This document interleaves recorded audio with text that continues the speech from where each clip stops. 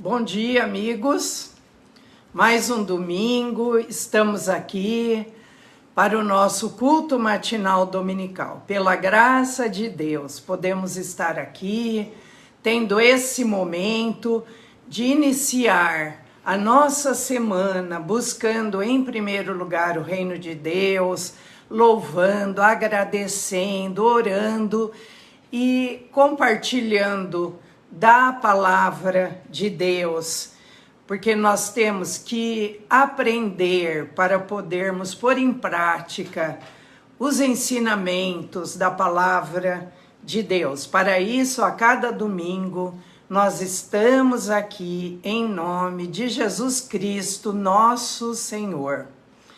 Nós vamos iniciar, eu vou ler no livro de Efésios, capítulo 3, a partir do versículo 14. Efésios 3, 14. É a oração de Paulo pelos Efésios e por cada um de nós. Efésios 3, a partir do versículo 14.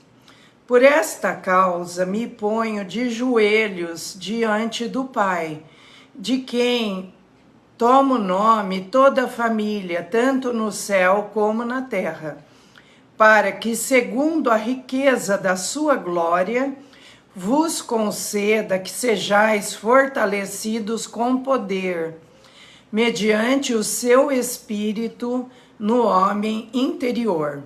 E assim habite Cristo no vosso coração, pela fé, estando vós arraigados e alicerçados em amor, a fim de poderdes compreender com todos os santos qual é a largura e o comprimento e a altura e a profundidade, e conhecer o amor de Cristo que excede todo entendimento, para que sejais tomados de toda a plenitude de Deus. Ora, aquele que é poderoso para fazer infinitamente mais do que tudo quanto pedimos ou pensamos, conforme o seu poder que opera em nós. A ele seja a glória na igreja e em Cristo Jesus, por todas as gerações, para todo sempre. Amém. Rogo-vos, pois, eu, o prisioneiro no Senhor, que andeis de modo digno da vocação a que fostes chamados, com toda humildade e mansidão, com longanimidade, suportando-vos uns aos outros em amor, esforçando-vos diligentemente por preservar a unidade do Espírito no vínculo da paz. Há somente um corpo e um Espírito, como também fostes chamados numa só esperança da vossa vocação.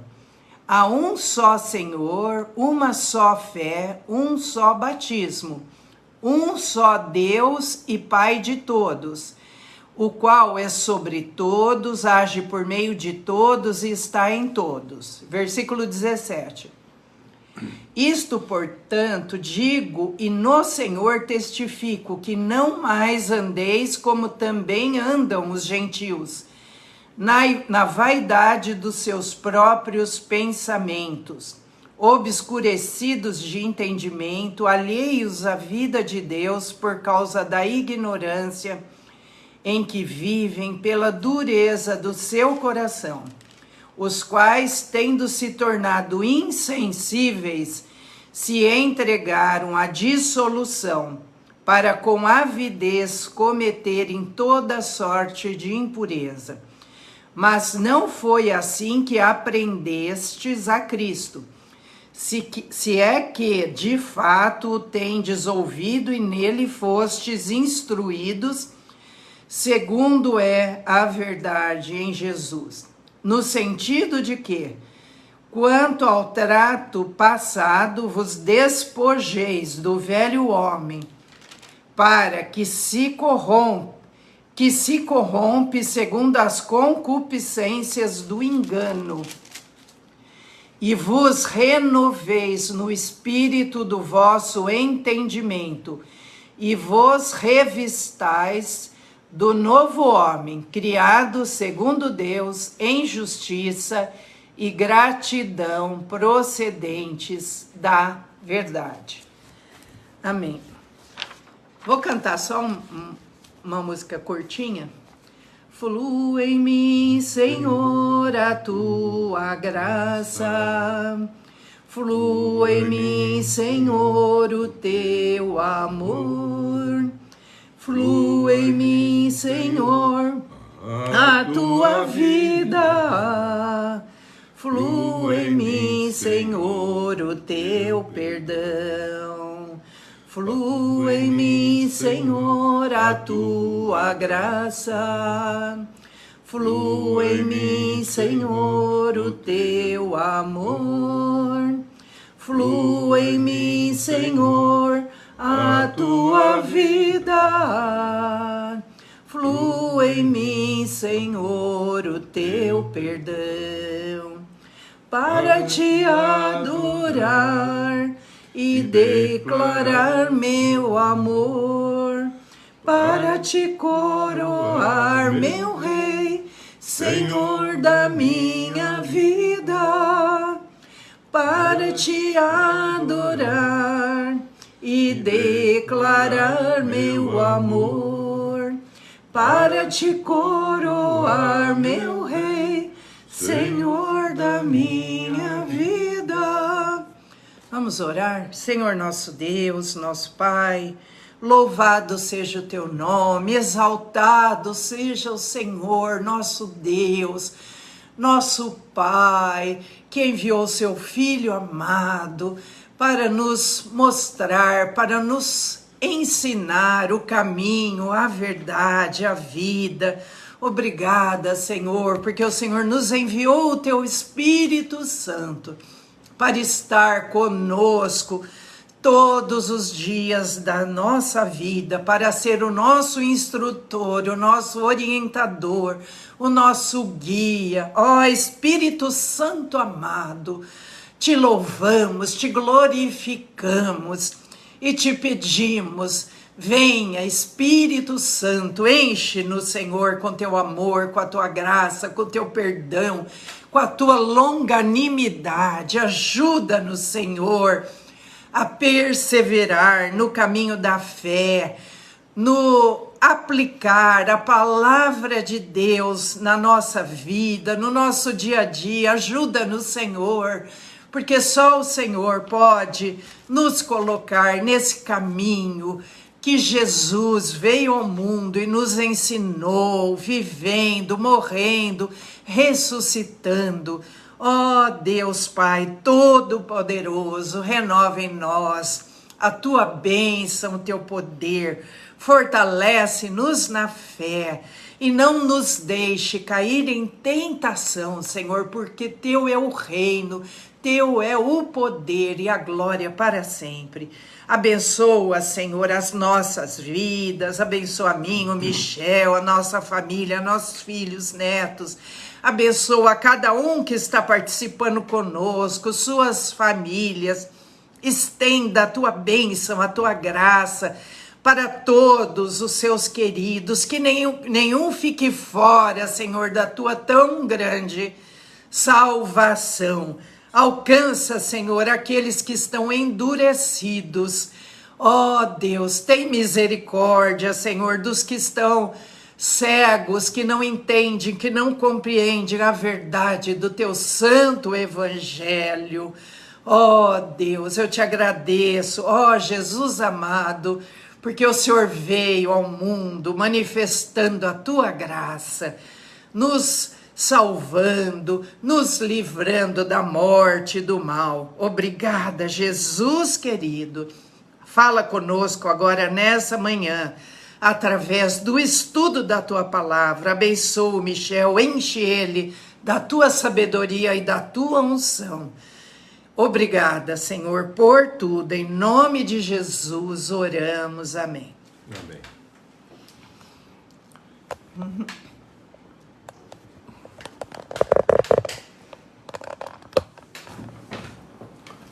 Bom dia, irmãos. Bom dia, irmãs. A graça e a paz de Cristo esteja todos os irmãos, todas as irmãs. Hoje eu falei que eu trabalharia com o tema dar nome. O que significa dar nome? Para isso, eu gostaria que os irmãos abrissem Gênesis,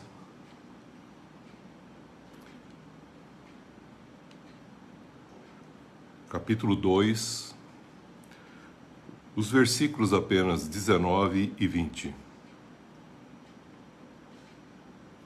Gênesis 2, versículos 19 e 20. Havendo, pois, o Senhor Deus formado da terra todos os animais do campo e todas as aves dos céus, trouxe-os ao homem para ver como este lhes chamaria.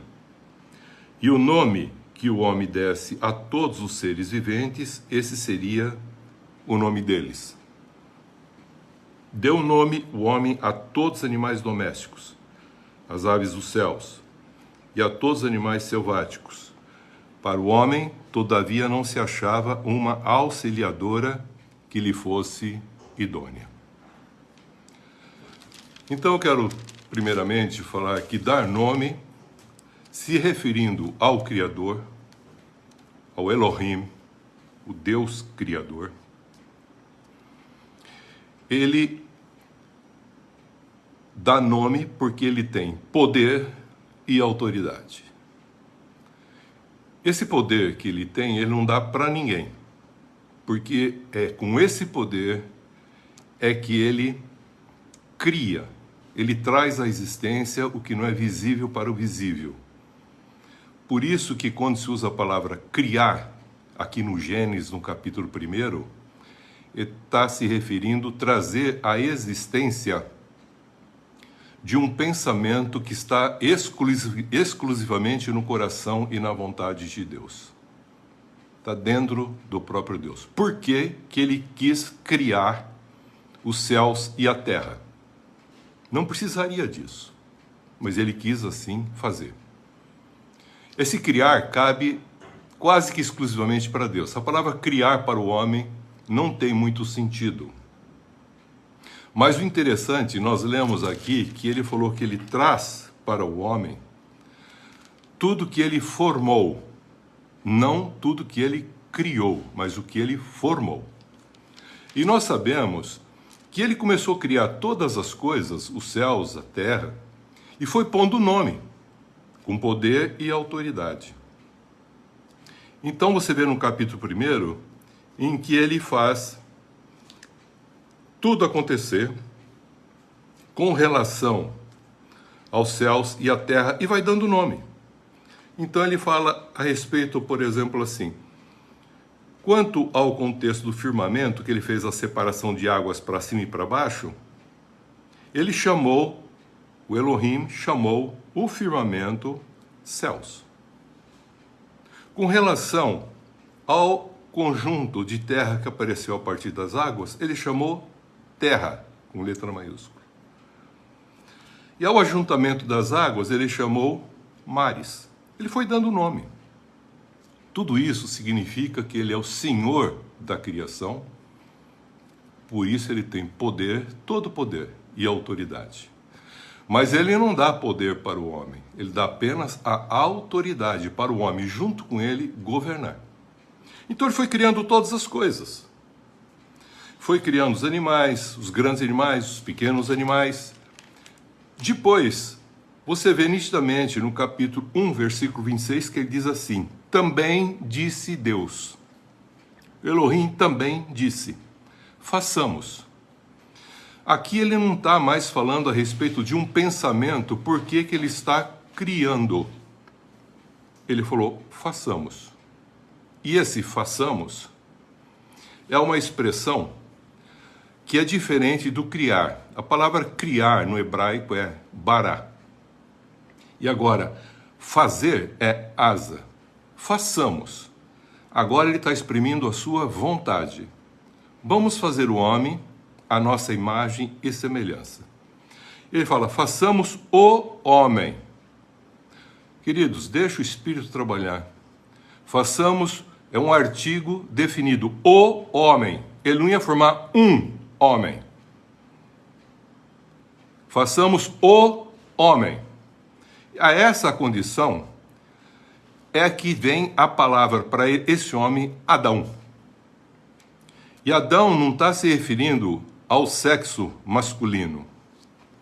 Adão, isso fica muito claro no transcorrer da Bíblia, que ele está se referindo ao contexto homem e mulher. Por isso que ele fala, na sequência, segundo a sua vontade, como que seria esse homem, e ele diz o seguinte, criou Deus, pois, o homem, versículo 27, a sua imagem, a imagem de Deus o criou, homem e mulher os criou, os abençoou e lhes disse, sede fecundos, multiplicai-vos, enchi a terra, sujeitai, dominai sobre os peixes do mar, sobre as aves do céu e sobre todo animal que rasteja pela terra.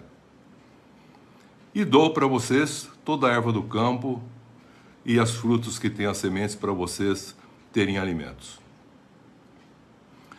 Até aqui nós temos o poder de Deus criando e também a vontade de Deus quanto a fazer um homem à sua imagem e semelhança, expressando assim a sua vontade. Agora, no capítulo 2 de Gênesis, versículo 7, agora já não é mais criar, bará, e nem fazer asa. Agora ele diz assim, versículo 7, capítulo 2 de Gênesis. Então formou o Senhor Deus ao homem. Veja como é interessante. Então formou o Senhor Deus ao homem do pó da terra, e lhe soprou nas narinas o fôlego de vida, e o homem passou a ser alma vivente. Então veja que Deus não está formando um homem, ele está formando o homem como a expressão da humanidade. Então Adão, Adami, é a expressão de uma criação para formar a humanidade. Por isso que ele fala que ele também, além de dar nomes, ele permite agora o homem também nominar. E ao dar nome, a gente percebe que a descrição que ocorre agora no capítulo 2, aparece algo que é muito significativo. Porque ele diz assim, deu o nome, versículo 20, Gênesis capítulo 2, versículo 20. Deu nome o homem a todos os animais domésticos, aves do céu, todos os animais selváticos. Para o homem, todavia, não se achava uma auxiliadora que lhe fosse idônea. Então nós temos uma relação de uma família dos animais, da essência de uma criação e da multiplicação de plantas. Mas para o homem não havia uma essência. Então quando ele criou, Gênesis capítulo 5, o versículo 2, ele diz assim, homem, Zacar, e mulher, Nequebá, os criou e os abençoou e lhe chamou pelo nome de Adão. Adão é o homem e a mulher no plural. No dia em que eles foram criados, não formados, criados. Então, no pensamento de Deus, ele já sabia como seria a essência da criação para a formação da família. Um homem e uma mulher para gerar filhos que fossem a imagem e a semelhança de Deus. Amém, queridos? Então ele criou um homem no plural. Porque ele não fez um homem e uma mulher, ele fez um homem, e do homem ele tirou uma costela, fechou o espaço com a carne, e transformou essa costela que ele tirou ao homem, formou uma mulher e a trouxe para o homem. Até aqui nós passamos a entender que está havendo um processo de formação da humanidade como um todo.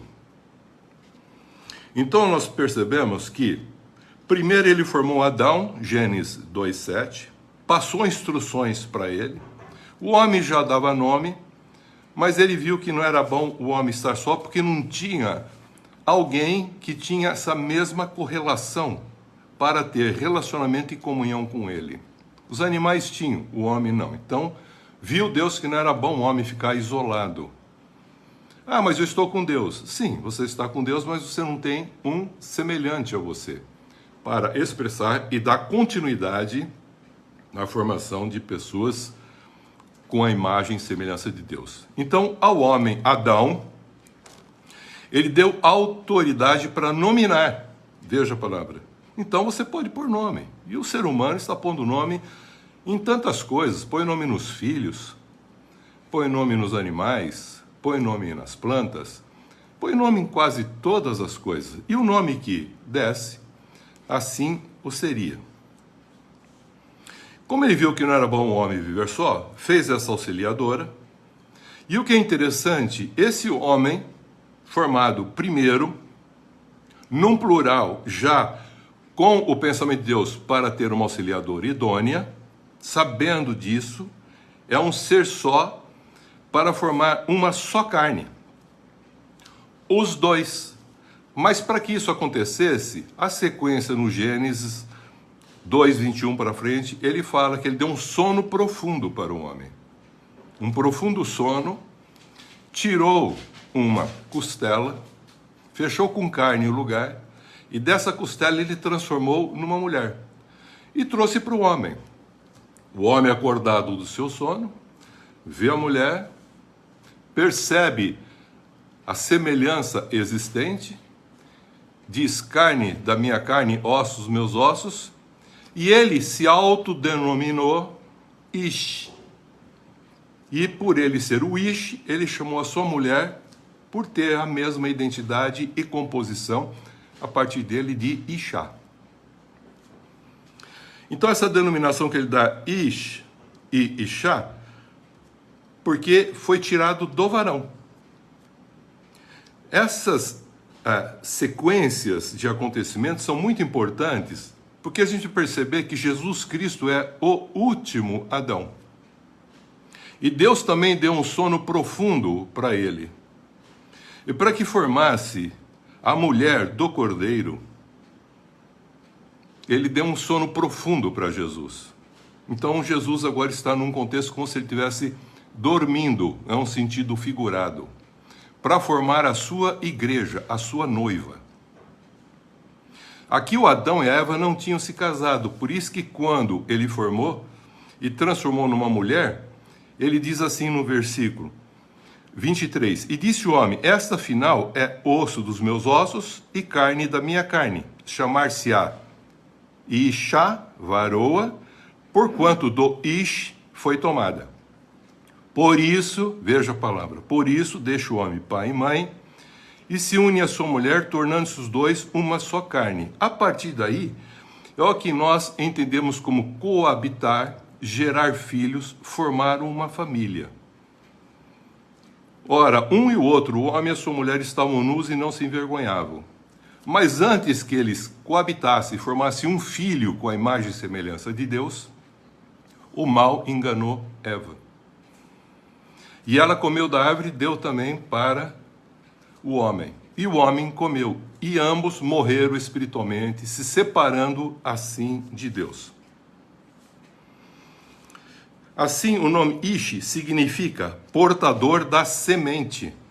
A palavra Ish é formado por letras, 3 letras. A primeira letra para o Ish é a mesma primeira letra para Ishá, que provém da primeira letra da palavra Yahvé. É Aleph, primeira letra do alfabeto hebraico. Número 1, o princípio de todas as coisas. Se você tirar essas 2 letras e não permanecer em comunhão com Deus, fica para os dois uma palavra que é Esh, que é fogo, que é sofrimento, que é dor. Então, quando o homem se afastou, ele começou a vivenciar uma série de situações, vergonha, culpa, medo, e Deus trabalhou tudo isso. Mas o homem não poderia continuar assim, permanecendo no jardim do Éden. Então Deus tinha que expulsá-lo, mas antes de fazê-lo, ele explicou quais eram as consequências que vieram dessas condições em que eles desobedeceram e não permaneceram em comunhão com Deus. E o que é interessante, a gente percebe que o Ish, no nome, na letra do meio, tem um sentido dessa palavra, que é a relação que cada um tem com Deus, a imagem e semelhança. Homem e mulher os criou, ele chamou pelo nome de Adão, para formar essa humanidade, para gerar filhos e filhas à imagem e semelhança de Deus. Mas como eles pecaram, perde-se esse contexto do nome, da letra, e o homem começa a ter aquilo que nós chamamos um sofrimento na sua alma. E a mulher, a Ishá, ela não tem um sentido da semente, mas ela tem um sentido de uma palavra que é recebedora da semente que proveio do homem, para gerar o quê? Esses filhos, como Deus gostaria que fosse a sua imagem e semelhança. Por isso que ele fala, essa é a razão do homem deixar pai e mãe e unir-se à sua mulher, e ser os dois uma só carne, para formar filhos à imagem e semelhança de Deus. E nós percebemos que na história da humanidade não aconteceu isso, porque eles estavam em desenvolvimento, estavam num processo de crescimento, mas não havia ainda coabitado para gerar filhos à imagem e semelhança de Deus. E quando pecaram, o que aconteceu? Que o homem agora passa a chamar a mulher não mais de Ishá, mas sim de Shavá, isto é, Eva. Então, Eva é o nome que ele deu para aquela condição de uma pessoa que estava ligada com ele e com Deus, em comunhão, agora estava individualizada de Deus e de seu semelhante. Então houve uma divisão. Aí começaram a fazer roupas para si. Por quê? Eles tinham um contexto de vergonha, eles queriam se cobrir. Com relação ao Criador, eles começaram a fazer uma outra coisa, que não são roupas, mas eles começaram a se esconder por entre as árvores, porque eles tiveram medo. Não era para ter medo, passaram a ter medo. E depois, como eles não conseguiam resolver o problema da sua alma por estarem afastados de Deus, começaram, por causa de terem comido aquela árvore do bem e do mal, serem juízes. E começaram a achar culpa, e jogar a culpa no outro sem assumir a responsabilidade. E assim eles acabaram se tornando indivíduos. E o Gênesis 5:3 fala que agora o Adão já não mais gerava filhos à imagem e semelhança de Deus. Começou a formar e gerar filhos à semelhança e à imagem de Adão, com esse sentimento desse afastamento de Deus, dando pouco valor para Deus e se individualizando nos seus interesses. Isso entendido, nós passamos a perceber que, expulsos do paraíso, porque Deus os amou para não viverem eternamente afastados de Deus, Deus diz que sacrifica um cordeiro, que já era conhecido antes dele falar haja luz, de fundar o mundo. Deus é onisciente, onipresente e onipotente, ele sabe todas as coisas. Ele já tinha preparado o antídoto para essa condição do afastamento do homem de Deus.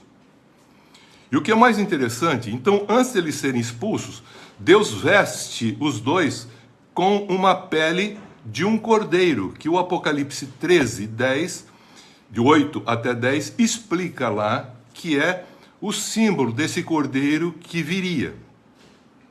Porque ele fala de um proto-evangelho, de que essa mulher que agora caiu, daria à luz a um menino, e esse menino seria a representação desse cordeiro, que seria o Messias, o enviado, para vencer o mal definitivamente que havia enganado aquela família primeira humana que Deus queria, que era para que o reino de Deus estivesse estabelecido com ela, na condição primeira como Deus assim desejava.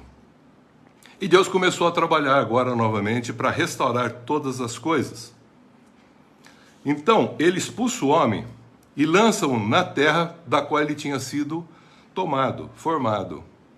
E aí, fora do jardim, fora do Éden, fora da comunhão com Deus, geram dois filhos. E a Bíblia explica que esses dois filhos não são um sentido literal de dois filhos, mas sim de duas essências de uma criação, de pessoas que têm fé e de pessoas que não têm fé. Por isso que Adão e Eva, eles tinham fé. Mas quando fala os heróis da fé, lá em Hebreus 11, ele fala Abel pela fé. Ele não fala Adão pela fé. Tudo começa com Abel, porque ele foi gerado numa condição que ele não tinha mais fé, ele tinha apenas crença. Ele perdeu esse fundamento da comunhão com Deus e a sua imagem foi perdida e ofuscada em parte. Então a imagem e semelhança de Deus foi perdida e ofuscada em parte. E agora ele expressava a essência do que o homem é. Um que não tem interesse por Deus e vive de uma forma individualista, fazendo do seu ventre o seu Deus, pensando só em si, não mais tendo uma visão do todo com o Criador. Assim a gente percebe que expulsos de lá, mas já vestidos, eles têm os filhos, e ele cita 2 filhos, o Caim e o Abel. E ambos resolveram fazer uma oferta para Deus. E a gente sabe que a fé vem pelo ouvir a palavra de Cristo, de Deus, que é Cristo. Abel ouviu e ofereceu o melhor sacrifício, por isso que fala Abel pela fé. Deus tinha falado que maldita é a terra, e Caim trouxe da terra. O Abel não. Ele entendeu que alguém morreria para que ele pudesse ser restaurado. Esse é o livro da vida do Cordeiro que está sendo aberto no contexto da história da humanidade. Abel ofereceu o melhor sacrifício, Deus o aceitou. Caim ficou revoltado, não só a respeito da oferta que foi aceita, mas com o próprio Deus. E se afastou de Deus. A primeira coisa que começa a acontecer é que ele edifica cidade, veja bem a palavra, edifica cidade, e põe o nome dos seus filhos nas cidades que ele vai edificando. Então ele começa a pensar nesse mundo, na terra, criando um mundo paralelo que Deus não falou que assim o seria.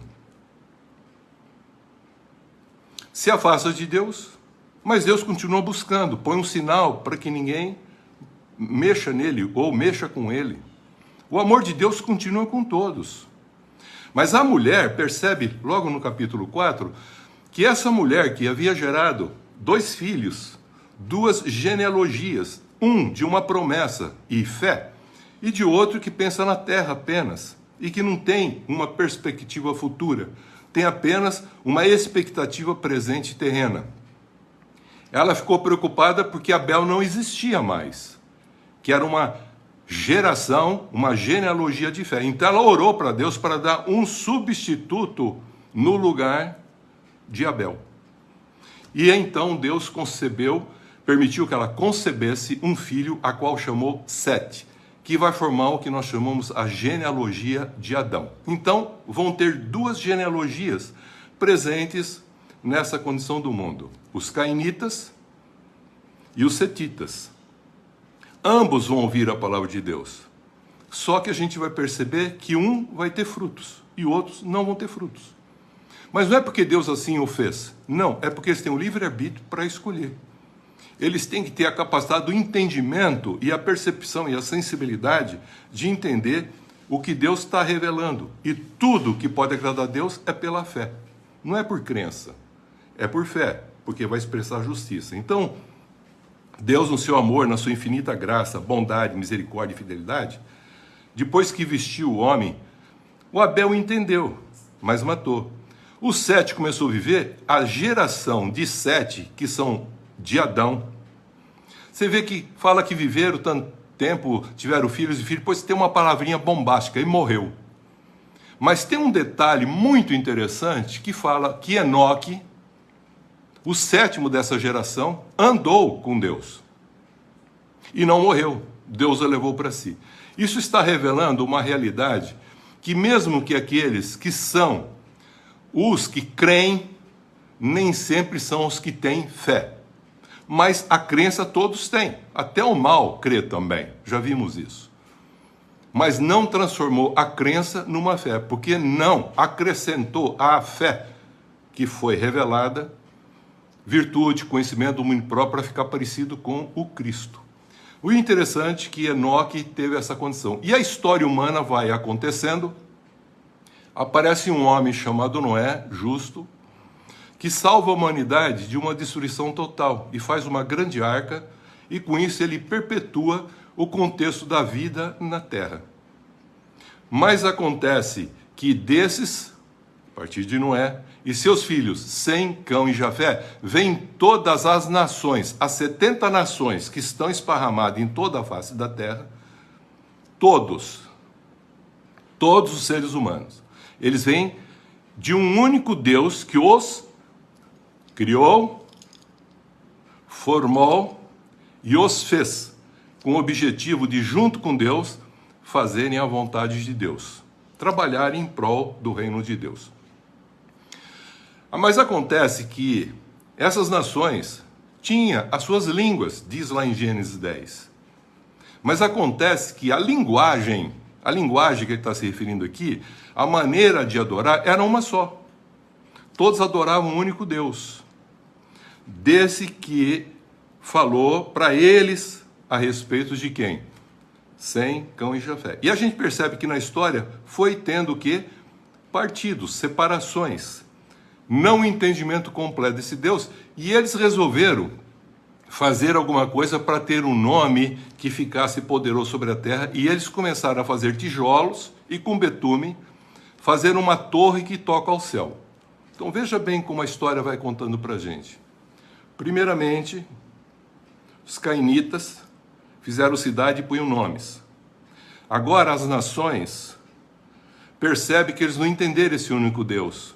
Começaram a fazer uma torre para que o nome deles fosse famoso, para que eles tocassem aos céus, isto é, que eles fossem como se fosse Deus. E aí aparece os grandes zigurates, e aí aparece, nessa época, Nimrod, um gigante, um poderoso, porque era uma mistura de filhos de Deus com filhos dos homens. Já não era exclusivamente homens que andavam com Deus, mas andavam, ora não andavam, porque eles tinham expectativa ainda na terra. Eles não entenderam o contexto da cidade celestial que Deus já havia preparado para eles. E eles também queriam edificar aqui na terra. E aí a gente percebe que começaram a construir torres. Torres são o quê? Templos para adoração dos seus deuses. Aí Deus desce e confunde a linguagem deles. E aí o objetivo de Deus é esparramar eles por toda a face da terra. E foi o que aconteceu. Esparramou. Porque um não entendia mais a linguagem do outro. Tanto é verdade que tem culturas diferentes, com deuses diferentes, com maneira de adorar diferente, línguas diferentes que já estavam com línguas diferentes, mas eles tinham uma só maneira de adorar. Capítulo 10 de Gênesis e o capítulo 11. Uns interpretam que havia uma transposição dos textos, mas eu não acredito assim. Aí Deus desce e observa as nações. De Sem, Cão e Jafé, dessa geração de Sem, ele vai descrevendo essa geração, ele passa a escolher um homem que expressou fé no seu coração, Abrão. E o que é interessante é que ele chama Abrão para que ele seja agora um representante dele e que seja, a partir dele, a formação de um povo que ele quer construir exclusivo para ele. E aí, por uma promessa, vem a história toda, Abrão, Isaac, Ágar, Jacó, e aí vem toda nessa sequência e vai até o ponto de formar um povo chamado Israel. Israel, o povo de Deus, e que constrói também um zigurate, uma torre que toca ao céu e cria o contexto religioso judaico. Essa torre que toca aos céus tinha um contexto dentro da sua cidade, Jerusalém, cidade onde Deus havia escolhido para pôr o seu nome, habitar e permanecer, se o povo assim o fizesse de conformidade como foi orientado. Estavam ali, e aí ele faz essa promessa, que a mulher daria à luz o menino. E a história vai falando, e de repente lá em Isaías aparece dizendo assim, capítulo 9, versículo 7, que a mulher ia conceber um menino, e um filho se nos daria. Um menino, Jesus, um filho que se nos daria. Então Israel, ele foi formado para gerar, segundo Jesus fala lá em João capítulo 4, quando ele conversa com a samaritana, ele fala assim, dos judeus vem a salvação, vem o Messias, o Salvador. Aquela samaritana que estava conversando com Jesus, que é judeu, questionando onde deveria adorar, como deveria adorar, É o único lugar em toda a Bíblia, queridos, que ele fala para aquela mulher uma coisa que ele não falou para ninguém. Ele disse assim: eu sou o Cristo. Para ninguém ele falou isso. E a mulher disse: nós estamos esperando. Samaritana ela, hein? Não era judia, não, samaritana. Se referindo já a um contexto de uma abertura para as demais nações.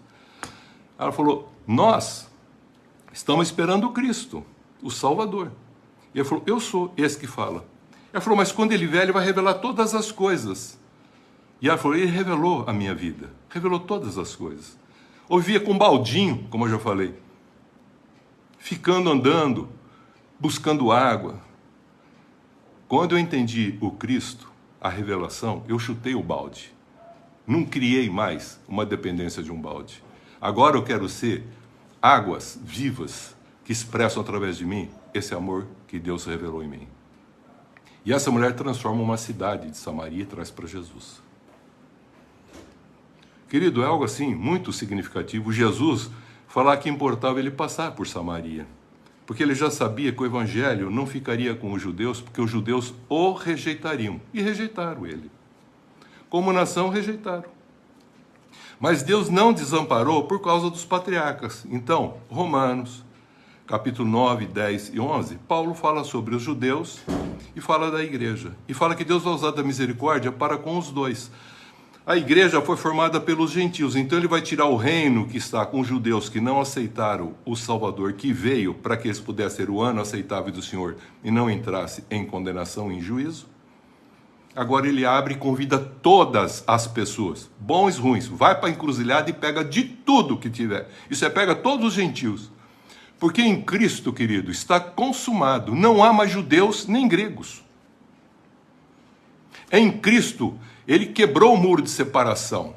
E agora ele é a expressão em que todas as coisas voltam a se ligar nele. Nele todas as coisas começaram. E nele todas as coisas retornarão. Por isso que não há mais judeus e gregos. Diz que os judeus buscam sinais e milagres. Os gregos buscam sabedoria, verdades, conhecimento. E ele não se revela nem de um jeito nem de outro. Ele vem como um salvador para todas as pessoas e usa a sua graça e sua misericórdia para que agora a gente possa entender que há um outro tempo na história em que a igreja, composta por Israel e a própria igreja, está fazendo uma função não de trazer um filho, mas de trazer aquele que é esse menino que nasceu judeu, foi rejeitado.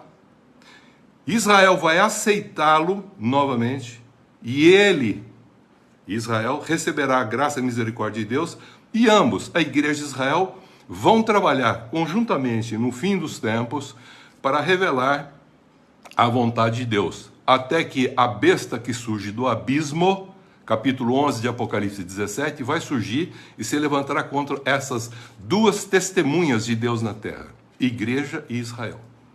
Aí haverá o contexto do arrebatamento, depois haverá o reino de Deus, julgamento, e Deus será tudo em todos. Novos céus e nova terra. Ninguém vai mais precisar ensinar nada para ninguém, porque os remidos pelo sangue do Cordeiro e remidos por todo o contexto da história, de sangue de Cordeiro que foi derramado desde o princípio lá em Abel, que já era conhecido antes da fundação do mundo, até o último que aceitou e creu e teve a fé no que Deus deu em Cristo Jesus, vão ressuscitar, formar o que nós chamamos a Nova Jerusalém, porque os antigos já esperavam a cidade que tem um fundamento, que Deus é o arquiteto e construtor, que homens não constroem. Por isso que o Apocalipse vai revelar duas coisas para nós. Olha bem o final da Babilônia.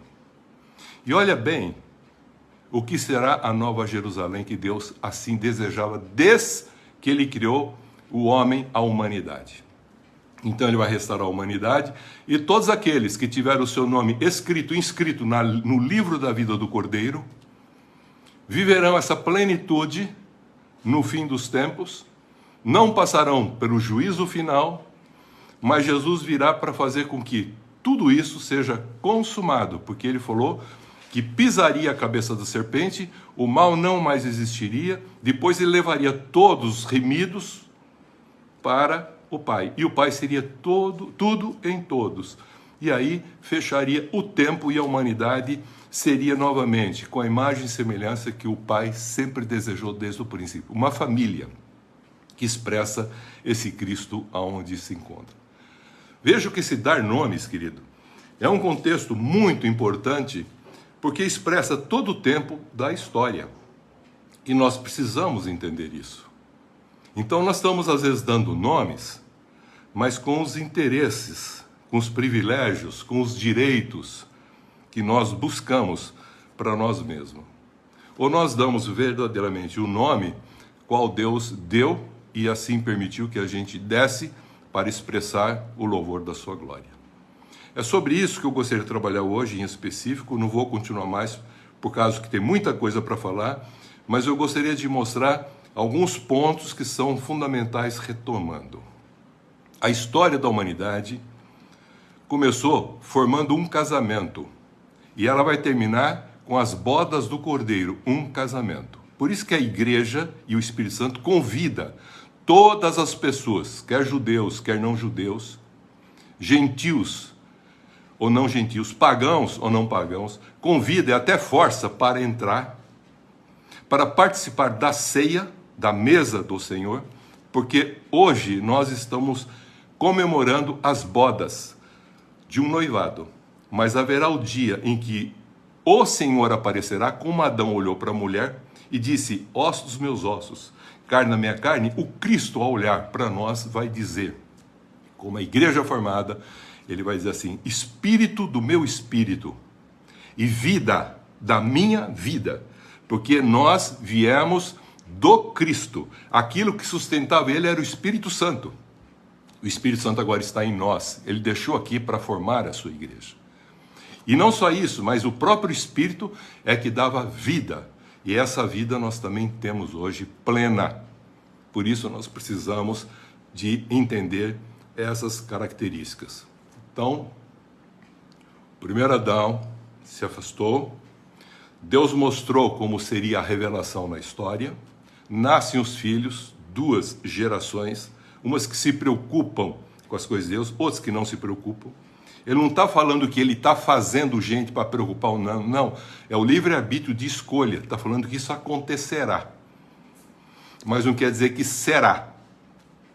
Aí o que acontece? Aqueles que se movem pela fé, com sensibilidade espiritual, e reconciliam, se regeneram, eles vão na realidade voltar, presta bem atenção queridos, à comunhão com o Pai. Então Jesus veio mostrar esse caminho de comunhão com o Pai, e ao voltar essa comunhão com o Pai, presta bem atenção mesmo, eles deixam de edificar cidades e pôr nome dos seus filhos na cidade.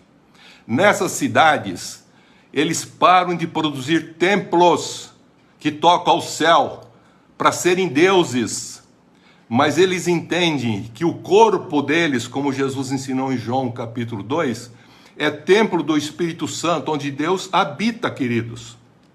Não precisa fazer um templo, porque Deus habita em cada um de nós. Deus está em todos.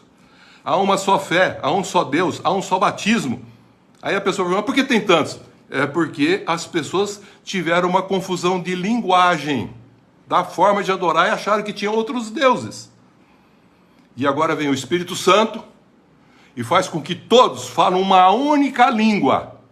E essa única linguagem é que há um só Deus, Criador dos céus e da terra, e que nós estamos nele ligado. E sem ele, nada podemos fazer. Por isso que Jesus diz, eu sou a videira verdadeira que o Pai mandou, e vocês são os ramos. Se vocês não estiverem em mim, vocês nada podem fazer. Porque eu sou a essência do próprio Deus que se revela, porque vocês não têm como voltar a ter a comunhão com o Pai, se não for alguém que abre a condição de uma vida para dar para os seus irmãos, um Cristo que morre pelos irmãos, abre o paraíso e faz a gente voltar à comunhão do Pai e com intrepidez entrar na presença do Pai e ser ouvido um chamado dizendo: tu és meu filho amado, minha filha amada, em quem eu me comprazo. Então Jesus veio trazer isso para nós, que nós precisamos deixar o Espírito Santo trabalhar e não criar um contexto teológico, doutrinário, dogmático, que impede de nós enxergarmos o que o Apocalipse diz para nós. Ele diz o seguinte: veja o fim. Tudo começou num homem com uma cidade. Um grupo de pessoas que se reuniram com o objetivo de fazer uma torre que toca aos céus. Com o interesse de proteger, se guardar, se manter, ficar num lugar só. Não mais ir por toda a terra como Deus pediu. E não é só isso. As pessoas, além de ficar restrita, Deus esparramou para que assim acontecesse. Agora ele faz todos falarem uma única língua, porque ele dá o Espírito Santo, para que todos agora possam falar uma só linguagem. Há um só Deus e há uma só fé. Quando chegarmos a essa condição, um só Senhor, um só pastor, um só rebanho. Nós vamos entender tudo que a Bíblia está falando. Então ele diz no Apocalipse: veja, você quer trabalhar, continuar trabalhando para essa condição terrena de Babel, futura Babilônia, prostituta cultural? Ou você quer ser aquele que vive nessa condição da terra, mas não serve ao sistema econômico, político, cultural, bélico, social e tudo mais, que representa o quê? Babilônia. Veja o fim dela. Não haverá nela voz de noivo nem de noiva. Vai acabar. Será lançada no mar, não existirá mais, e haverá uma alegria no céu, porque do céu virá a nova Jerusalém. Israel construiu uma Jerusalém na terra e uma torre para tocar no céu. E mataram o Cristo, porque acharam que o Cristo ia tirar a mordomia que eles estavam construindo, porque eles punham jugos nas pessoas. E Jesus, para libertá-los desse jugo religioso em Israel, disse: vinde a mim, eu tenho o meu jugo também, eu tenho o meu fardo, mas dá o teu, que o meu é leve e suave. E é o seguinte, eles colocam o fardo em vocês, e eu não. Eu peço para você pegar a canga, o jugo, que está em mim, e coloque em você, e anda comigo. Seja uma pessoa diferente andando comigo, para aprender de mim, e não aprender de homens, e nem de conceitos religiosos. Aprenda de mim. Põe a canga, se você quiser. Ninguém vai pôr em você. Mas os homens colocam cangas que pesam nos homens. Mas eles não põem um dedinho para mexer, disse Jesus. Os escribas fariseus penduram cangas em vocês, pesadas. Eu vim para tirar a opressão de vocês, religiosa. Para que vocês tenham um ano aceitável do Senhor e não entrem em julgamento. Vinde a mim, vós estáis cansados e sobrecarregados, cheio de jugo e fardos. Vem, o meu jugo e o meu fardo é leve e suave. Aprenda de mim, que sou manso e humilde de coração. Aí nós passamos a entender, se nós quisermos participar da Nova Jerusalém. Então, é isso que ele está falando. E o Apocalipse resume isso. E a Nova Jerusalém vai descer dos céus. O Cordeiro é a sua lâmpada e Deus é a sua luz. E todos nós seremos um com eles para sempre e eternamente.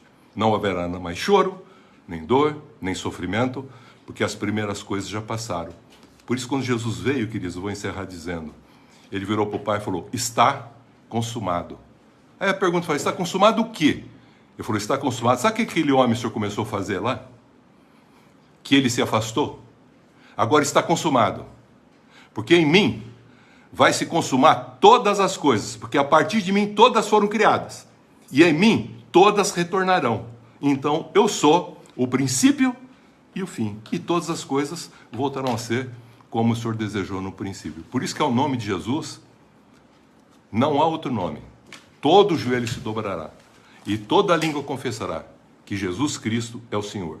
Há um só Deus, um só Pai, um só Salvador, uma só fé, um só batismo, para a honra e glória de Deus. Amém, queridos?